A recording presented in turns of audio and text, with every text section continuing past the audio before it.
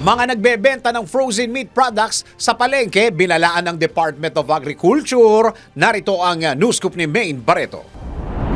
Binalaan ng Department of Agriculture ang mga negosyanteng nagbebenta ng frozen meat sa mga palengke. Maaaring magdulot ng peligro sa kalusugan ng tao ayon sa ahensya ang mga frozen meat dahil sa kakulangan ng refrigeration facilities. Ayon kay Agriculture Undersecretary Deogracias Victor Saveliano, makikipagtulungan ng Department of Agriculture sa Department of Trade and Industry o DTI upang ma-pull out sa mga public wet market ang mga hazardous frozen products.